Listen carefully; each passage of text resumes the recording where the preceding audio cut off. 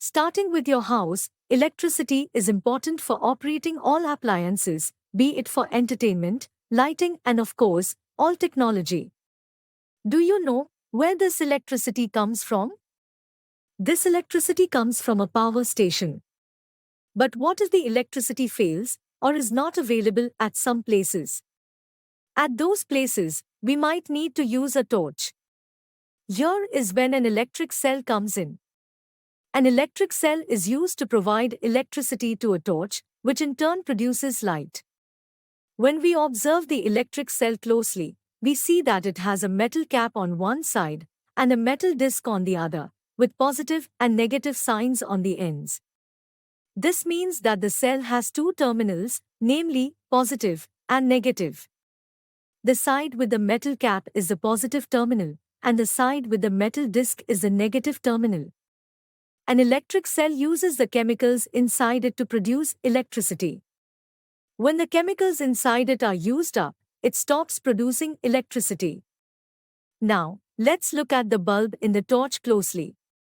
Observe what happens when the bulb of the torch is turned on. Did you see? A thin wire inside the bulb started giving off light. This thin wire is called the filament of the bulb. It is joined with two thicker wires to give support.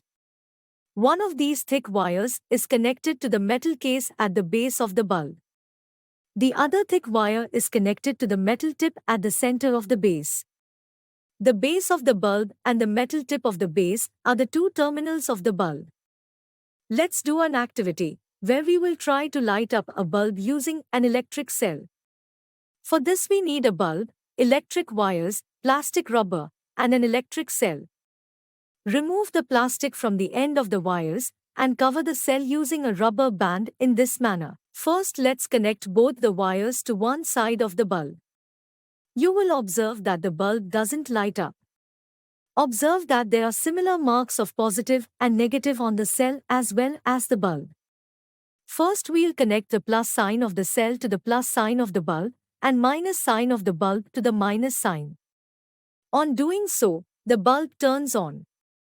Now, try reversing the terminals, plus with minus and minus with plus. Even now the bulb turns on. This type of arrangement where both terminals of the cell are connected to both terminals of the bulb is called an electric circuit. The bulb glows only when current flows through the circuit. But, you must have seen that sometimes, even when the bulb is connected to the cell, it doesn't turn on. Why is this?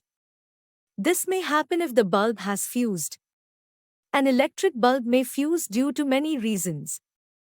One reason for a bulb to fuse is a break in its filament.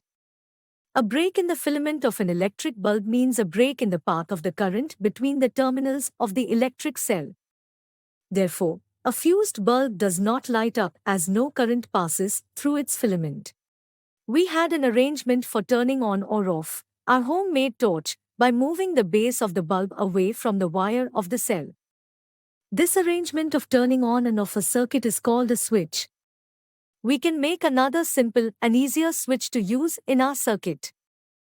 Let's try making a switch to turn on and off the circuit. Let's add a key to the circuit. And now join the other end to the key.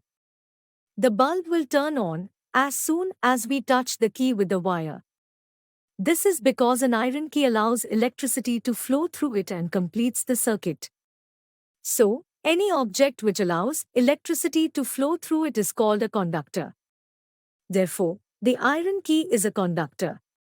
Whereas, when we replace the iron key with a piece of cloth, the bulb doesn't turn on.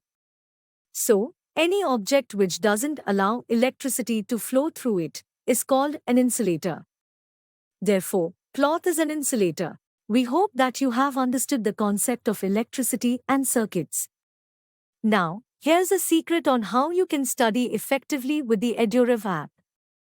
You can learn with chapter notes, watch video lectures, and solve NCERT-based MCQ tests of this chapter on EduRev. And that's not all. You also get amazing courses for Class 6 and much more for your Class 6 preparation. Thank you.